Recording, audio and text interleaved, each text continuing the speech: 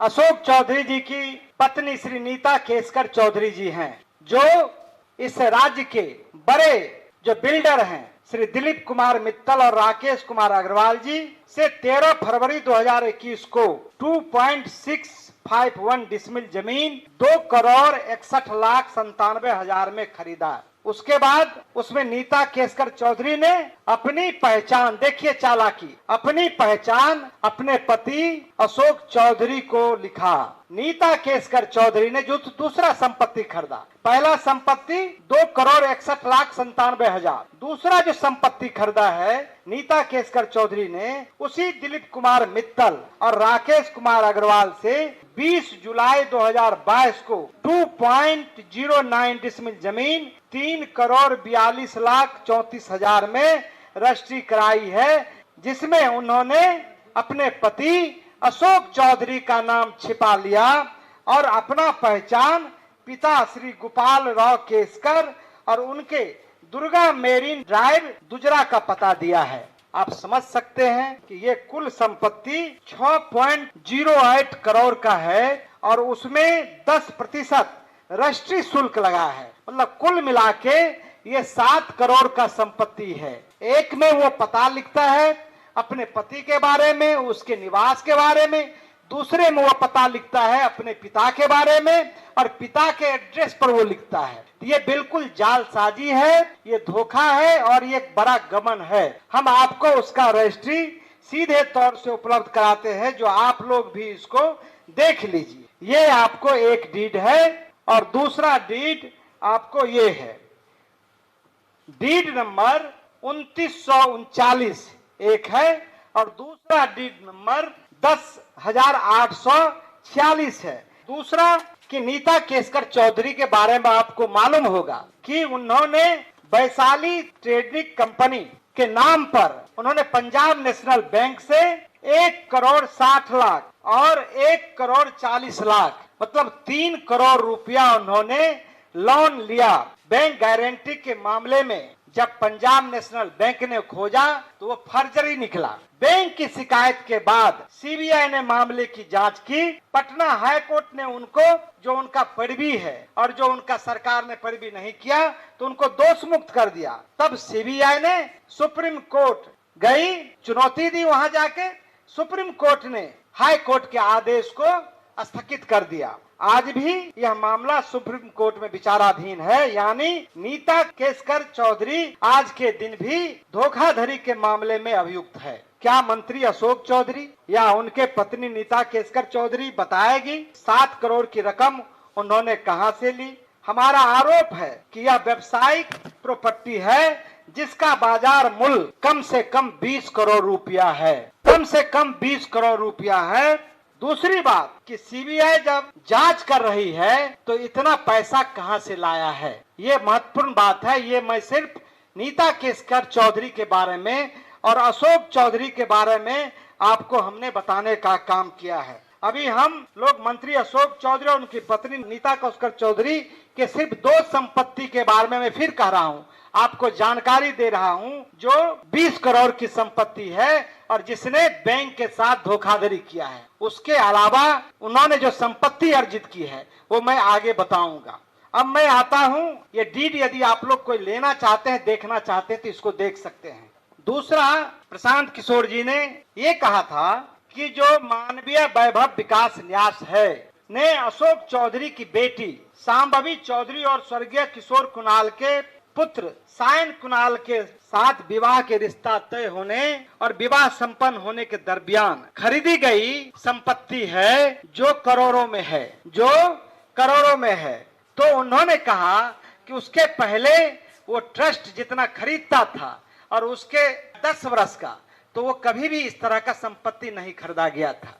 तो प्रशांत जी ने कहा मानव वैभव विकास न्यास के विरुद्ध कोई हमको मतलब पेपर नहीं है और ना कोई हमारे पास ये है, लेकिन चूंकि जब उनका बेटी का विवाह मतलब विवाह तय होता है और शादी से पहले मात्र 4 महीने के दरमियान खरीदी गई 6 जमीन का डीड मैं आज आप सब लोगों से शेयर कर रहा हूं। जो पहला है, जो पटना के पौष इलाके में श्री कृष्णापुरी में है, वो है आपको पहला डीड है जो 28/3/2021 को खरीदी गई है। वो है 5,50,00,000 की संपत्ति है और ये डीड ओरिजिनल है।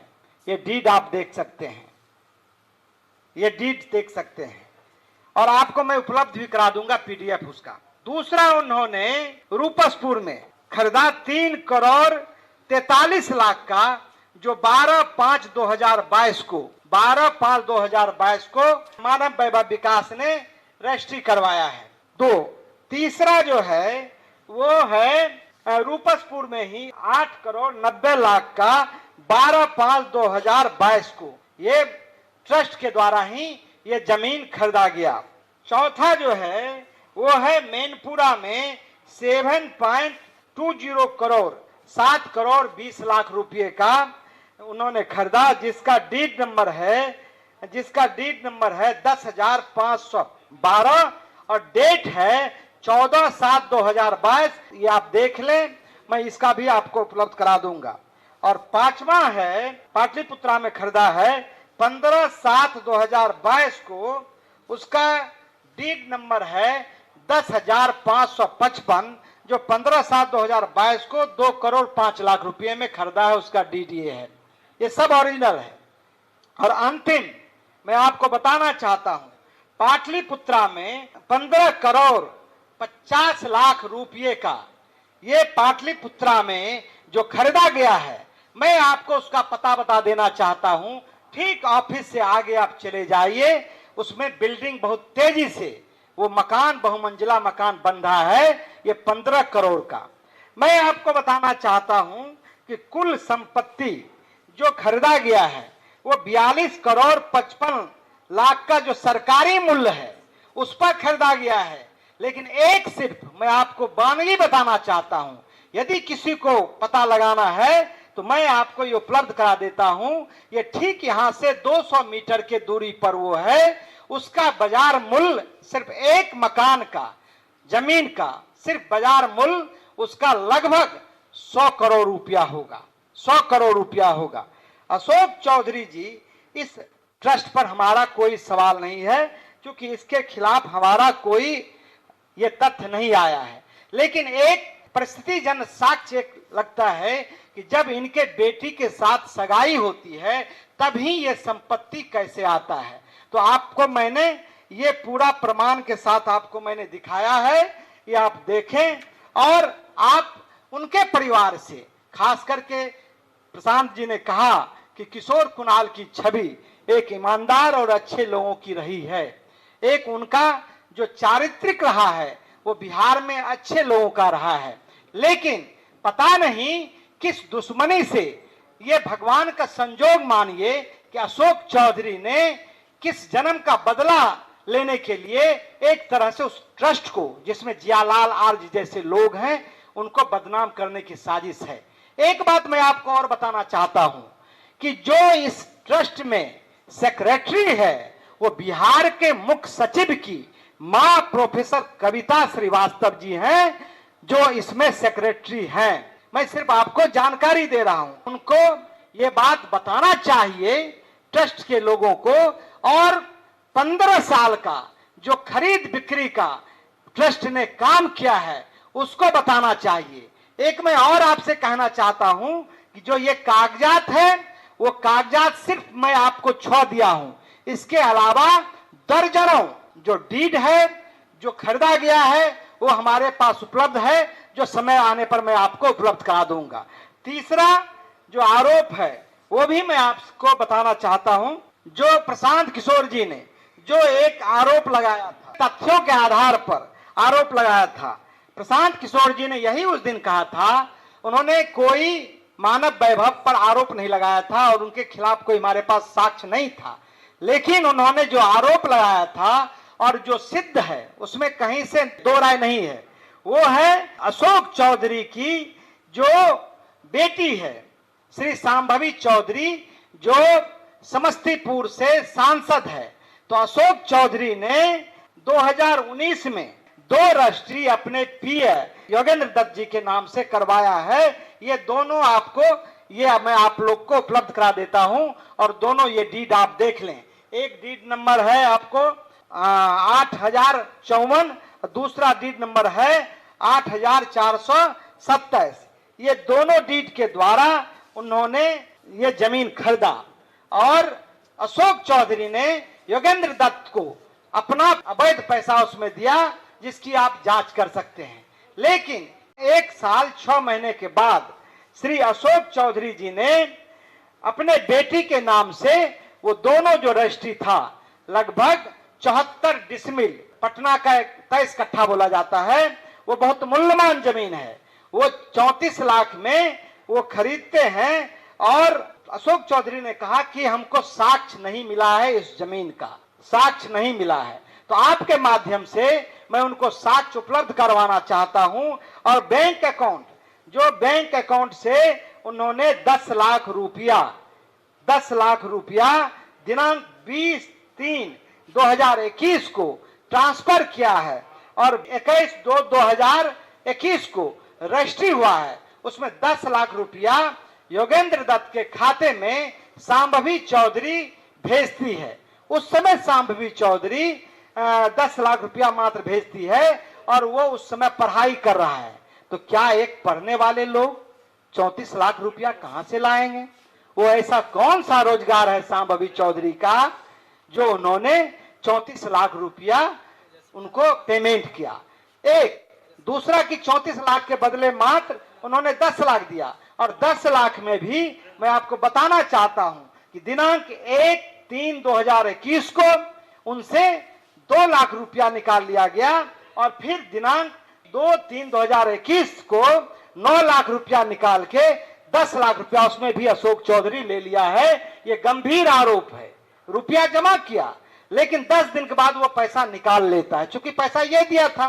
तो ये एक आरोप है, ये आप ले सकते हैं, ये बैंक का स्टेटमेंट है, स्टेट बैंक का। दूसरा हमारे पास जो उन्होंने रजिस्ट्री किया है, जब सांभवी चौधरी आपको नॉमिनेशन किया तो नॉमिनेशन के बाद उन्होंने अपना संपत्ति दिखाया कि भाई जमीन दिखाया कि 54 लाख का है। रिटर्निंग अफसर जो डीएम है उन्होंने इनकम टैक्स को ये भेज दिया। इनकम टैक्स ने इसकी जांच की और नोटिस किया कि भाई आप तो 10 लाख रुपया दिखाए हैं और ये जमीन 34 लाख रुपया से ज्यादा का है, तो ये पैसा कहां है, आप इसका जवाब दें। तब इन लोगों ने योगेंद्र दत्त से संपर्क करना चाहा तो योगेंद्र दत्त ने कहा कि भाई हम ये पैसा नहीं लेंगे, आप जिस समय देने का था उस समय दिए नहीं, जब इनकम टैक्स आपको कर रहा है तब आप दे रहे हैं।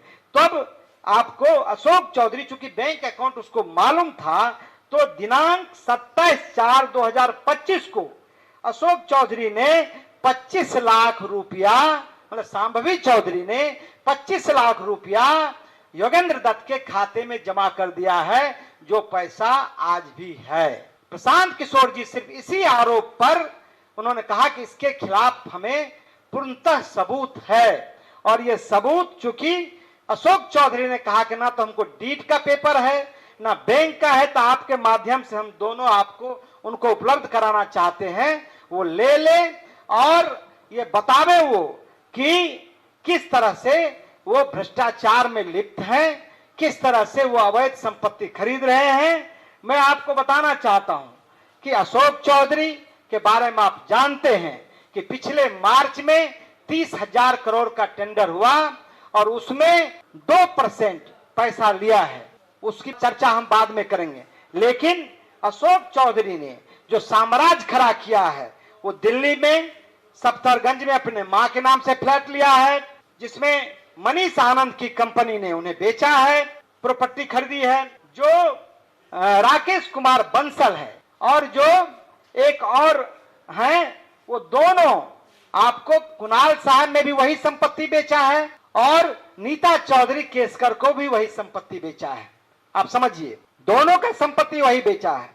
उसके अलावा इनका महावीर इलेक्ट्रिक जो है उनमें बंसल जो कंपनी है उसमें, उसके अलावा डीपीएस वर्ल्ड स्कूल जो है उसमें सहित अनेकों संस्थान में इनका अवैध संपत्ति है, जिसका पेपर हमारे पास उपलब्ध होगा, समय पर मैं आपको उपलब्ध कराऊंगा। लेकिन अब अशोक चौधरी जो 100 करोड़ का मानहानि का मुकदमा प्रशांत किशोर जी पर किए हैं, तो उसका जवाब तो प्रशांत जी ने कहा कि हमारा वकील दे देगा। इसके पहले भी उन्होंने केस किया है, लेकिन अब उनको मैं सीधे कहना चाहता हूं कि आपने कहा था कि पेपर उपलब्ध नहीं है, तो पेपर आपको उपलब्ध हो गया है। इधर उधर की बात मत कीजिए, आप बताइए इतना प्रॉपर्टी आपने कहां से लाया है, ये आप बताइए। ये प्रॉपर्टी 200 करोड़ का प्रशांत किशोर जी ने कहा था, तो वो कम है, बल्कि ज्यादा पैसा है। इनका जो वेयर हाउस का है वो 100 एकड़ के जमीन में है। मैं आपको बताना चाहता हूं, इनका पार्टनरशिप विभिन्न लोगों के साथ है, तो उनको बताना चाहिए और उनको पब्लिक डोमेन में बताना चाहिए। दूसरी बात मैं आपको कहना चाहूंगा कि नीतीश कुमार जी से मेरा अपील है कि नीतीश कुमार जी के मंत्रिमंडल में जब भी किसी पर गंभीर आरोप लगा है, आप याद कीजिए जब हम भी एमएलए बने थे 2005 में, 24 नवंबर को वो शपथ लिए थे और जीतन राम मांझी के खिलाफ आरोप लगाया था, तो उन्होंने तुरंत उनके खिलाफ विजिलेंस में आरोप था, तो उनसे तुरंत इस्तीफा लिया। सिर्फ उन्हीं से नहीं बल्कि 6 मंत्री से लिया। 7वां तेजस्वी यादव पर जब इसी जमीन खरीद में गंभीर आरोप लगे, तो उन्होंने कहा कि आप इसमें जवाब दीजिए, पब्लिक को जवाब दीजिए, और इसी आधार पर उन्होंने गठबंधन तोड़ लिया। तो हम नीतीश कुमार जी से मांग करना चाहते हैं इस प्रेस के माध्यम से कि अशोक चौधरी पर यह गंभीर आरोप है, इस आरोप पर क्या उनसे आप इस्तीफा लेना चाहते हैं? यदि ये इस्तीफा नहीं देता है तो इनको क्या बर्खास्त करना चाहते हैं? हम जनस्वराज पार्टी के लोग मांग करते हैं और बिहार के लोग भी अब मांग कर रहे हैं। उतना ही नहीं बल्कि जनता दल यू के जो मुख्य प्रवक्ता हैं नीरज कुमार जी ने भी कहा है कि अशोक चौधरी जी को जो गंभीर आरोप है उसको पब्लिक डोमेन में बताना चाहिए। मुख्यमंत्री का चेहरा बेदाग है। जो भारतीय जनता पार्टी के senior leader R K Singh ji ने हैं, उन्होंने भी कहा है कि जो आरोपी, जो गुनहगार है, जिन पर आरोप लगा है, उनको सफाई देनी चाहिए या उनके विरुद्ध कार्रवाई होनी चाहिए। तो हम मुख्यमंत्री जी से एक ही मांग करते हैं, इतने गंभीर मसले पर आपका निर्णय बिहार के लोग प्रतीक्षा में हैं। मुझे पूरा विश्वास है कि अशोक चौधरी के खिलाफ और जो अन्य मंत्री के खिलाफ पुख्ता सबूत है उस पर आप कार्रवाई करेंगे। यदि ये लोग इस्तीफा नहीं देता है तो इनको सीधे मंत्रिमंडल से बर्खास्त करेंगे।